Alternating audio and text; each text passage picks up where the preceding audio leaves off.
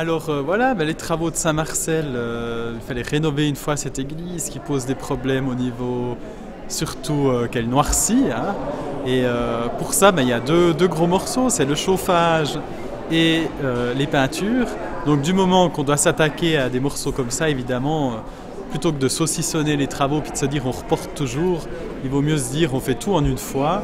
Du moment qu'on doit mettre des échafaudages dans l'église, donc d'où une rénovation complète de l'église, ça veut dire beaucoup de travail, un long temps de fermeture, mais une fois fait, les travaux seront faits et on n'a pas besoin d'y revenir.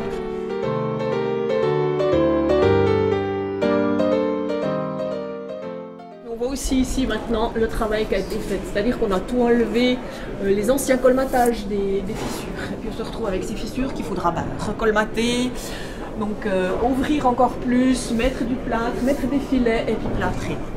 Donc ici on est sur une voûte qui est la plus avancée, disons, et puis maintenant ce qu'il faudra faire c'est après le colmatage, il y aura une couche de plâtre pour égaliser les surfaces, puis après on pourra commencer avec les couches de peinture. Il y a eu à certains endroits jusqu'à 6 couches de peinture et certaines empêchaient la pierre de respirer. Ce qui veut dire que ça a un problème d'humidité. Donc on va essayer on gratte en ce moment, on décape pour pouvoir ensuite remettre une couche de peinture.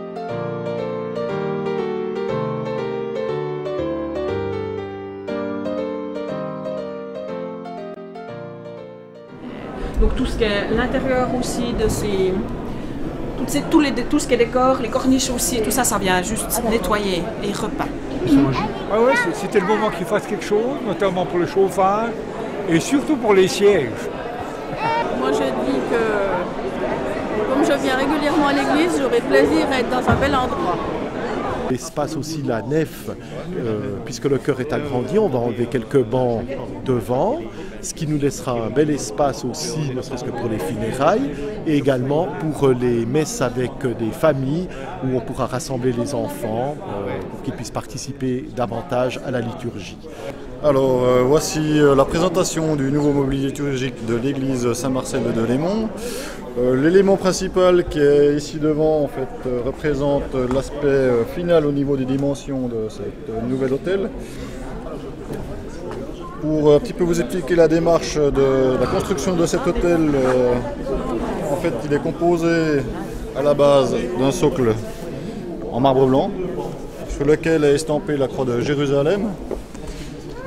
Par la suite, vient s'ajouter un cube en verre polymate blanc qui sera donc rétroéclairé de l'intérieur. Et sur l'aspect final, donc, nous avons cette cube aussi qui vient finaliser l'assemblage de cet autel. Mais il faut bien imaginer que quand ce sera fait, on doit avoir les 3 éléments qui doivent se répondre. L'autel, l'ambon et la présidence. Donc c'est ça qui doit habiter le cœur. C'est pas de se dire s'il n'y a que l'autel.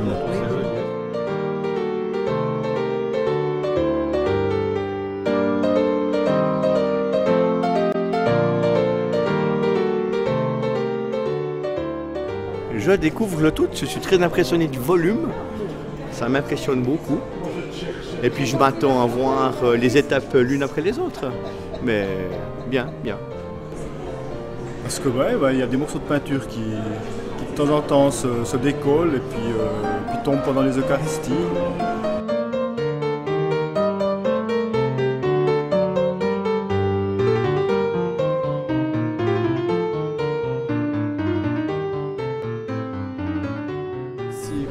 La partie du petit orgue devant va être refaite et si du coup la partie de derrière va être refaite aussi. Je crois pas, non. La rénovation est une excellente chose. Je suis très très content qu'on ait autant de monde.